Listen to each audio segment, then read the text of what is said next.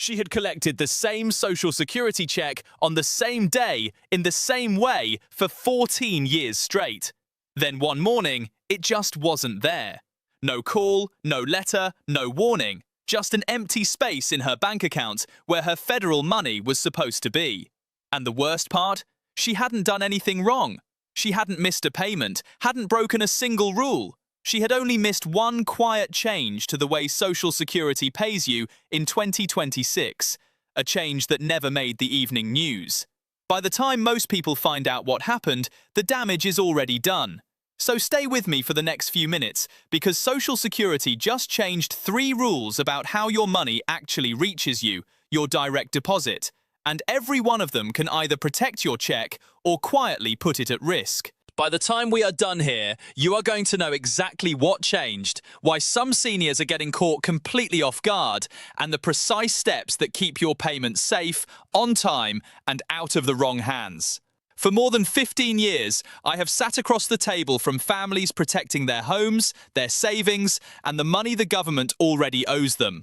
I read the fine print on these rules, so you do not have to, and I am going to walk you through all 3 of these the way I would walk my own parents through them. Stay with me whether you started collecting last year or 20 years ago, whether your check is $1,200 or $3,000, because at least one of these 3 is going to land on you or on someone you love. And the one you assume does not apply is very often the one that matters most. Do me one quick favor before we start, because it genuinely helps this reach the seniors who need it. Tap that like button and subscribe so the next one finds you. So, let me lay the 3 out for you up front, and then we will take them one at a time and go deep. The first change is to the payment itself. The paper check era is officially over, and if the information on your account is even a little out of date, your check can simply stop. The second change is to how a change to your deposit gets approved. It now happens in a single day instead of a month, and that speed is a gift to you and a gift to a scammer at the very same time. And the third change is to how you even get into your own account. There is now an identity wall standing in front of your Social Security login, and if you are on the wrong side of it the day a problem hits, you can be locked out of fixing your own check, your deposit, your approval, your access. Let's get into it. The first change is the one that sounds the most ordinary and carries the most immediate danger. For as long as most of us can remember, the government printed a check, sealed it in an envelope, and put it in the mail. That era is over. Under an executive order signed in 2025, the Treasury stopped issuing paper checks for federal payments at the end of September last year, and the entire system finishes going fully electronic this year. The reason is not a mystery, and it is not really in dispute. The government's own data shows a paper check is about 16 times more likely to be lost, stolen, or fraudulently redirected than an electronic deposit. That single statistic is the whole foundation for this change. Now, here is where it actually bites. So, let me make it real. Picture a woman, I will call her Pat, 71 years old, who received the same check at the same address for years, then switched over to direct deposit a while back and never gave it another thought. Then the bank she used got bought by a bigger bank. Her old account was quietly closed in the merger, and the routing number sitting on file with Social Security now pointed at an account that no longer existed. Pat did nothing wrong. She broke no rule. But on payment day, her money had nowhere to land, and it simply did not arrive. And there is no paper check coming in the mail to bail her out, because that backstop is gone. This is the trap. It does not catch the people who did something wrong. It catches the people who did nothing at all, who assumed the account they set up years ago was still good. So the very first thing every single person watching this needs to do is confirm that the bank account Social Security has on file for you is the account you actually use today. If you have changed banks, closed an account, or been through a bank merger in the last couple of years, I want you to assume the information is wrong until you have logged in and seen for yourself that it is right. The second change is about how a change to your direct deposit gets approved, and this is the one I need you to slow down for because it cuts both ways. It used to be that if you updated the bank account your check goes to, the change could take up to 30 days to actually take effect.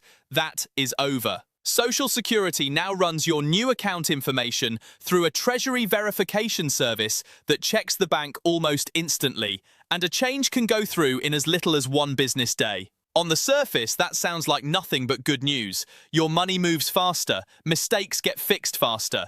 But I want you to think like an attorney with me for 1 second. If a legitimate change to your account clears in a single day, then so does a fraudulent one. The old 30-day delay was slow and annoying, but it was also a window, a month where a wrong or criminal change might get noticed and stopped before any money moved. That window is now about a day wide. So here's the rule that protects you, and it has not changed. It has only become far more important.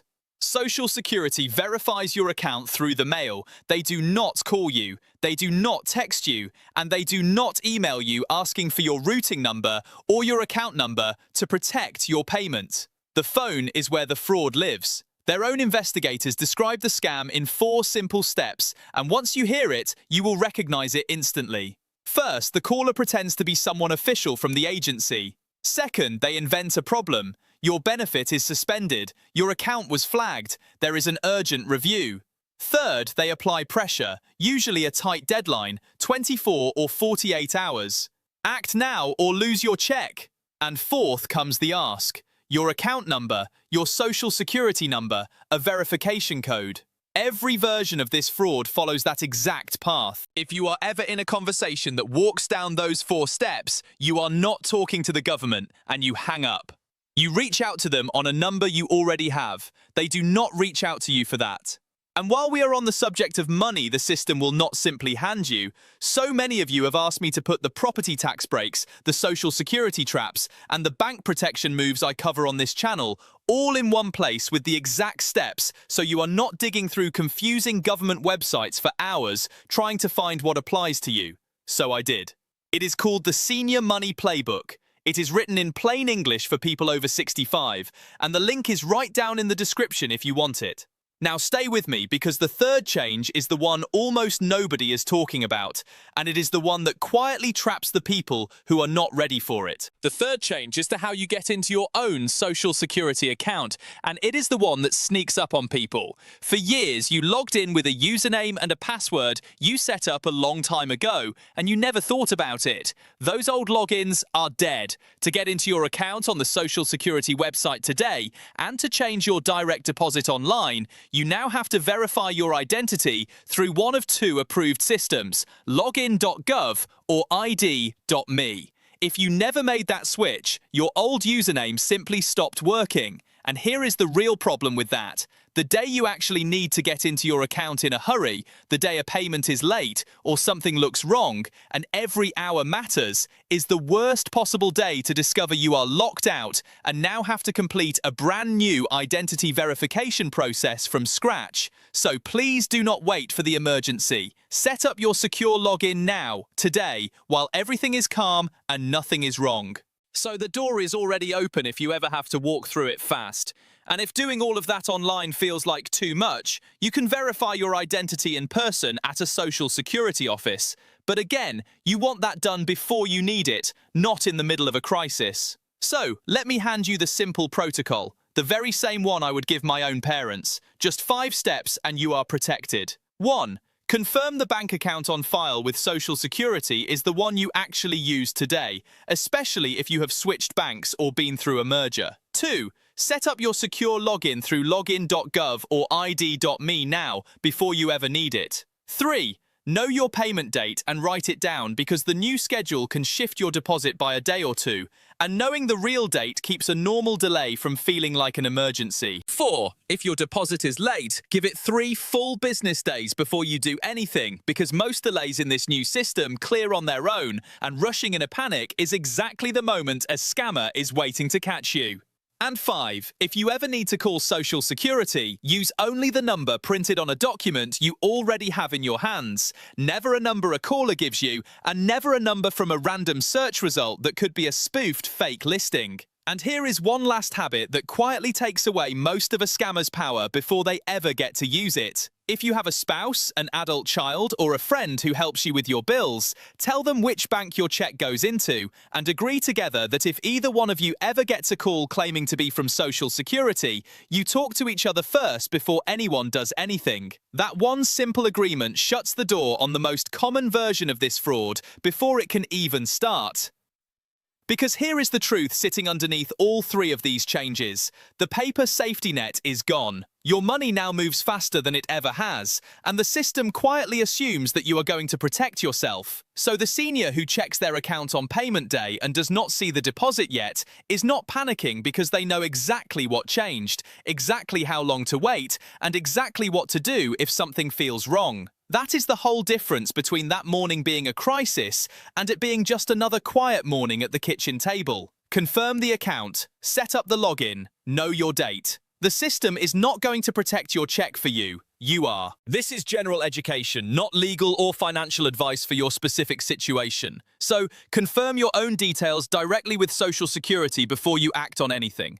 And if this helped you, do me a favor and share it with one person over 65 who depends on that monthly deposit, because there is a very good chance no one has told them a word of this yet.